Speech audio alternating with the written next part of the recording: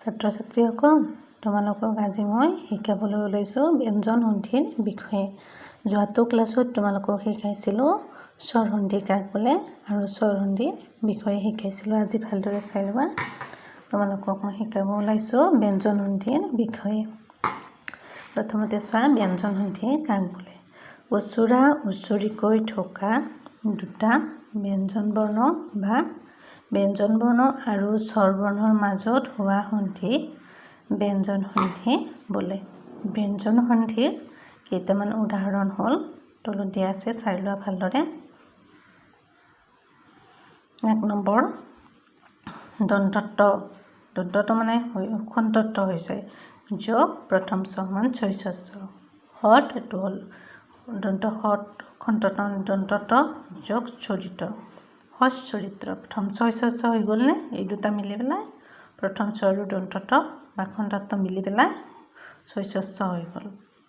উদ্যোগ চাৰণ। এইটো হৈছে খন্তত্ব আৰু দন্তত্ব যোগ চাৰণ, মানে প্ৰথম চ লগে লগে ইয়াত চৈচস্য হৈ গ'ল, উচ্চাৰণ। 2 নম্বৰ হ'ল, ভালদৰে চাই ল'বা দেই তোমালোকে। ত খন্তত্ব যোগ দ্বিতীয় চ প্ৰথম চৈচস্য, উদ যোগ চেত, ইয়াত লগে লগে চৈচস্য হৈ গ'ল, উচ্ছেদ। তৎ যোগ ছায়া, তৎছায়া। 3 নম্বৰ হ'ল দন্তত্ব ব্ৰেকেটৰ হ'ল খন্তত্ব যোগ বৰ্গীয় জ, লগে লগে জয়যজ্য হৈ গ'ল। এই দুটা মিলি পেলাই জয়যজ্য হৈ যায়। জগত যোগ জননী খন্তত্ব, জগতত খন্তত্ব আছে গত যোগ জননী, এই দুটা মিলি পেলাই এইটো আৰু এইটো মিলি পেলাই জয়যজ্য হৈ গ'ল। জগত জননী, জগত জননী। ভালদৰে চাই ল'বা দেই তোমালোকে। সৎ জন, সজ্জন বৰ্গীয় জ, দুটা জয়যজ্য হৈ গ'ল। 4 নম্বৰ হ'ল তৎ যোগ দন্তত্ব খন্তত্ব আছে ব্ৰেকেটত যোগ মূৰ্ধন্য ত সমান মূৰ্ধন্য ত হৈ গ'ল। মহৎ যোগ টংকাৰ, মানে ইয়াত খন্তত্ব আছে যোগ ত, এই দুটা মিলি পেলাই তৈতত্ব হৈ গৈছে। চোৱা, মহৎ টংকাৰ। বৃহৎ যোগ টংকাৰ, মানে ইয়াত খন্তত্ব আছে যোগ মূৰ্ধন্য ত মিলি পেলাই বৃহৎ টংকাৰ, তৈতত্ব হৈ গ'ল এইটো লগে লগে টংকাৰ। তাৰপিছত চোৱা 5 নম্বৰ নিয়ম, দন্তত্ব ব্ৰেকেটত খন্তত্ব আছে যোগ ত মূৰ্ধন্য দ সমান দৈদত্ত, দুটা দ হৈ গ'ল। মহৎ যোগ দিন, এইটো মহৎ খন্তত্ব যোগ দন্তত্ব খন্তত্ব একেই ব্ৰেকেটত খন্তত্ব আছে, মানে ইয়াত খন্তত্ব দি দিছোঁ যোগ দিন সমান মহৎ দিন, দৈদত্ত হৈ গ'ল লগে লগে মহৎ দিন। উদ্যোগ দিন, এই দুটা মিলি পেলাই দৈদত্ত হৈ গ'ল উদ্দিন। 6 নম্বৰ নিয়মটো চোৱা, তৎ যোগ ত ব্ৰেকেটত খন্তত্ব যোগ ল সমান লৈ ল। তাৰমানে এই দুটা থাকি পেলাই যোগ ল থাকিলে দুটা ল হৈ যায়, লৈ ল। এইটোতো লয়, ইয়াতো লয় হৈ যায়, লৈ ল। উদ্যোগ লাহ সমান উল্লাস, উদ আৰু ল মিলি পেলাই লৈ ল হৈছে মানে লাহ। উদ্যোগ লিখিত, এই দুটা আৰু এইটো মিলি পেলাই লৈ ল হৈ গ'ল উল্লিখিত। 7 নম্বৰ চাবা, ত দন্তত্ব ব্ৰেকেটত খন্তত্ব যোগ তালব্য হ, এইটো মিলি পেলাই চৈচস্য হৈ যায়। এই দুটা আৰু বেলেগ, চোৱা ভালদৰে চোৱা, প্ৰথম ছয় দ্বিতীয় চৈচস্য হৈ যায়। মহৎ যোগ সখী, এইটো আৰু এই খন্তত্ব আৰু তালব্য মিলি পেলাই চৈচস্য হৈ গৈছে। চোৱা মহ চখী। শৰৎ যোগ সখী, শৰৎ সখী। চোৱা এইটো আৰু এইটো মিলি পেলাই চৈচস্য হৈ গৈছে, শৰৎ সখী।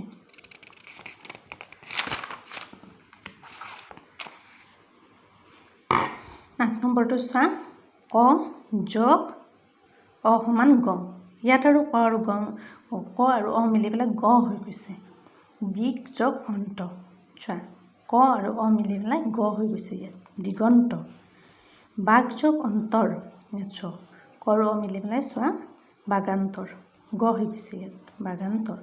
9 নম্বৰ হ'ল ক যোগ আ সমান গতাকাৰিকা, ইয়াত আৰু ক আৰু আ মিলি পেলাই আকাৰ হৈছে ক আৰু অ মানে গ আৰু আ আছে মানে ইয়াত আকাৰ হৈছে চোৱা গোটাকাৰিকা বাঘ যোগ আড়ম্বৰ সমান বাগাড়ম্বৰ চোৱা এইটোৰো ক আৰু আ মিলি পেলাই গোটাকাৰিকা হৈছে বাগাড়ম্বৰ। তাৰপিছত 10 নম্বৰ হ'ল দন্তত্ব ব্ৰেকেটত খণ্ডত্ব যোগ হস্ৰ উ ইয়াতো দন্ত ডট হস্ৰকাৰী দু হৈ গৈছে ভালদৰে চাই ল'বা দেই।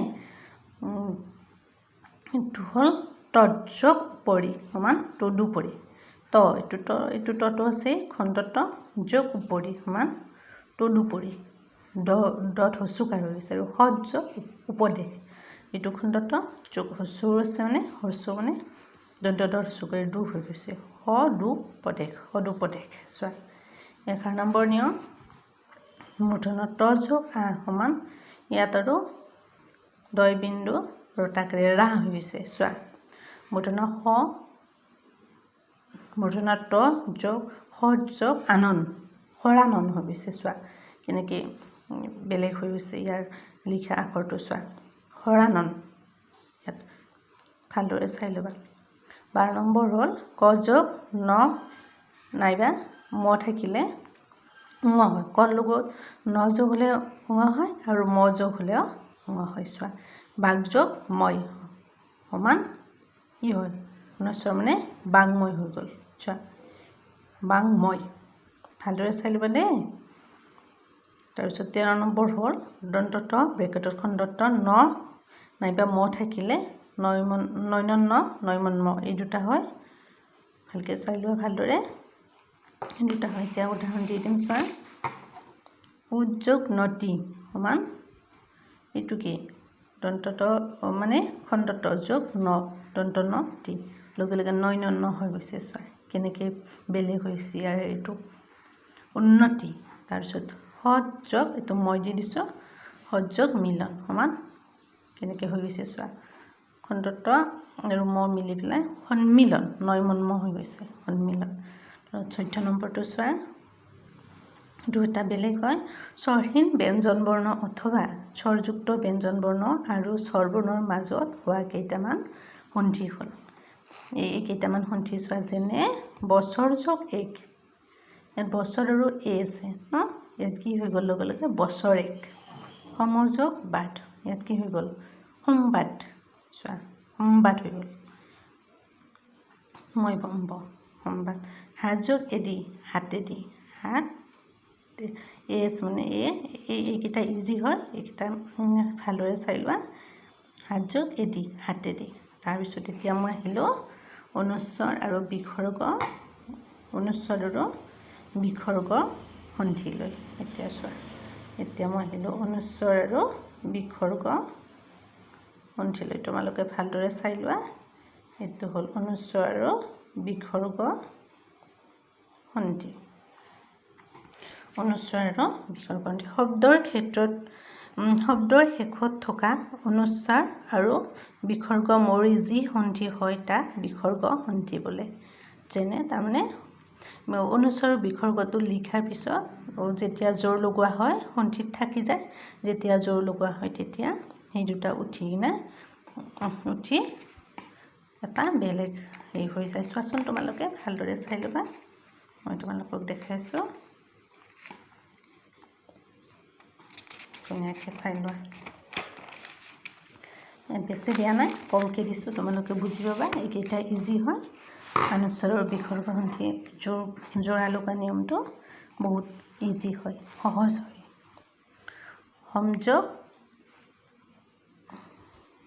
সংযোগ যম ইয়াত কি হ'ল ইয়াত দেখাত নাই সংযোগ যম চোৱা সমান সংযম ইয়াত অনুস্বৰ দিব লাগিব ইয়াত দেখাত নাই ইয়াত দিব লাগিব চোৱা সংযম।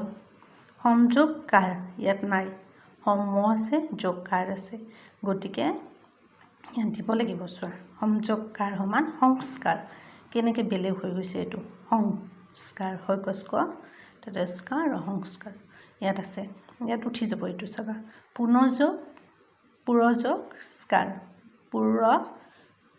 এইটো কি হ'ল বিসৰ্গ পুৰ বিসৰ্গ যোগ কাৰ পৰযোগৰ পুৰত বিসৰ্গ যোগ কাৰ সমান কি হ'ল পুৰস্কাৰ পুৰ হৈকস্ক হৈ গৈছে ইয়াত হৈকস্কাৰ ৰ পুৰস্কাৰ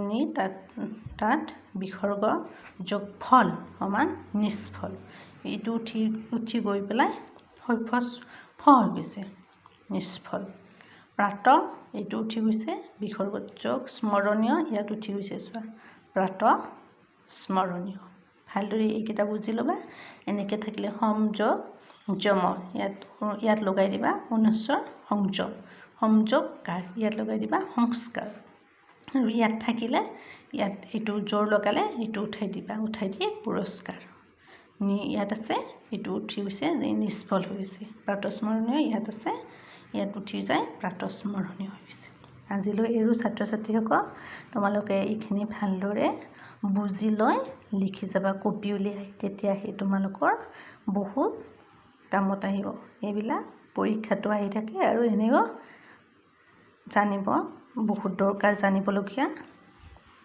কথা এইবিলাক সন্ধিবিলাক ভালদৰে লিখি যাবা এতিয়া আজিলৈ এৰো ছাত্ৰ ছাত্ৰীসকল